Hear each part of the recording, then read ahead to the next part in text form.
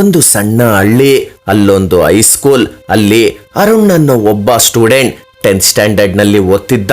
ಅವನೊಬ್ಬ below average student. ತನ್ನ ಕ್ಲಾಸಲ್ಲಿ ಕೆಲವು ಸ್ಟೂಡೆಂಟ್ಸ್ ಕ್ಲಾಸಲ್ಲಿ ಹೇಳಿದ್ನ ಜಲ್ದಿ ಅರ್ಥ ಮಾಡ್ಕೊಳ್ತಿದ್ರು, ಆದ್ರೆ ಅರುಣ್ ಜಾಸ್ತಿ ಟೈಮ್ ತಗೊಳ್ತಿದ್ದ. ಅದು ಅರುಣ್ನ ಕಾಡ್ತಿತ್ತು.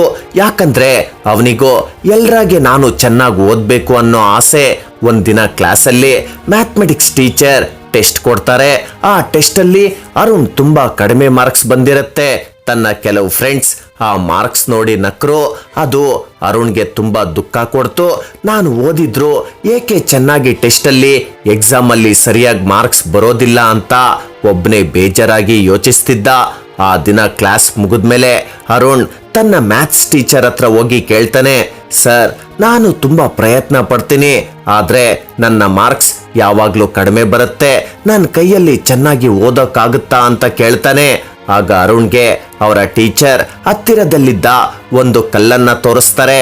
ಆ ಕಲ್ಲಿನ ಮೇಲೆ ನೀರಿನ ಹನಿಗಳು ಬೀಳ್ತಿದೆ. ತುಂಬಾ ದಿನಗಳಿಂದ ಹನಿ ಹನಿ ನೀರು ಬೀಳ್ತಾ ಇರೋದ್ರಿಂದ ಆ ಕಲ್ಲಿನ ಮೇಲೆ ಒಂದು ಗುರುತು ಮಾಡಿದೆ. ಅದೇ ರೀತಿ ನೀನು ಪ್ರತಿದಿನ ಸ್ವಲ್ಪ ಸ್ವಲ್ಪ ಡೈಲಿ ಓದು, ಖಂಡಿತ ಒಂದಲ್ಲ ಒಂದಿನ ನೀನು ಯಶಸ್ಸು ಕಾಣ್ತೀಯ ಅಂದ್ರು.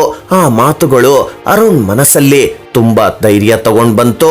ಆ ದಿನದಿಂದ ಅರುಣ್ ಡೈಲಿ ಒಂದು ಟೈಮ್ ಟೇಬಲ್ ರೆಡಿ ಮಾಡ್ಕೊಳ್ತಾನೆ.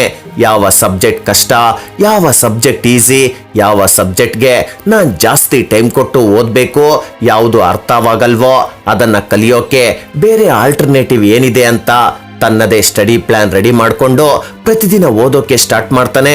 ಬೆಳಗ್ಗೆ ಎಷ್ಟೊತ್ತಿಗೆ ಎದ್ದೇಳ್ಬೇಕು, ಎದ್ದಾದ್ಮೇಲೆ ಏನ್ ಮಾಡ್ಬೇಕು, ಸ್ಕೂಲ್ ಮುಗಿಸ್ಕೊಂಡು ಸಂಜೆ ಮನೆಗೆ ಬಂದ್ಮೇಲೆ ಏನ್ ಮಾಡ್ಬೇಕು ಅನ್ನೋ ಕ್ಲಿಯರ್ ಪ್ಲಾನ್ ರೆಡಿ ಮಾಡ್ಕೊಳ್ತಾನೆ. ಯಾವಾಗ ರಿವಿಷನ್ ಮಾಡಬೇಕು, ಸ್ಕೂಲಲ್ಲಿ ಟೀಚರ್ಸ್ ಹೇಳಿದ ವಿಷಯಗಳನ್ನ ಗಮನ ಕೊಟ್ಟು ಕೇಳ್ತಿದ್ದ.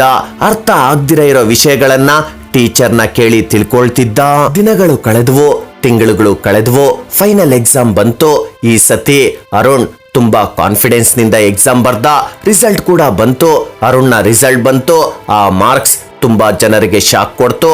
ಅರುಣ್ ಕ್ಲಾಸ್ನ ಟಾಪ್ 5 ಸ್ಟೂಡೆಂಟ್ಸ್ ಒಳಗೆ ಒಬ್ಬನಾಗಿದ್ದ. ಈ ಹಿಂದೆ ತನ್ನ ಮಾರ್ಕ್ಸ್ ನೋಡಿ ನಗಿತಿದ್ದ ಫ್ರೆಂಡ್ಸ್ ರೆಸ್ಪೆಕ್ಟ್ ಕೊಟ್ಟು ಮಾತಾಡಿಸ್ತಿದ್ರು.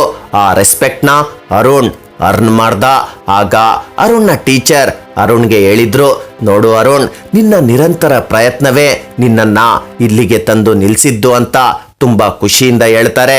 ಪ್ರೀತಿಯ ಸ್ನೇಹಿತರೆ, ಈ ಅರುಣ್ ರೀತಿಯ ಸ್ಟೂಡೆಂಟ್ಸ್ ಪ್ರತಿ ಸ್ಕೂಲಲ್ಲೂ ಪ್ರತಿ ಕ್ಲಾಸ್ನಲ್ಲೂ ಇರ್ತಾರೆ. ಯಶಸ್ಸು ಒಂದೇ ದಿನದಲ್ಲಿ ಬರಲ್ಲ.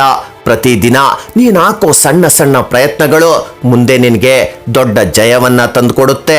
ಒಂದು ಸರಿಯಾದ study plan with constant effort ನಿಂದ ಮಾತ್ರ ನೀನ್ ಅಂದುಕೊಂಡ ಮಾರ್ಕ್ಸ್ ತೆಗಿಯೋಕ್ಕಾಗೋದು.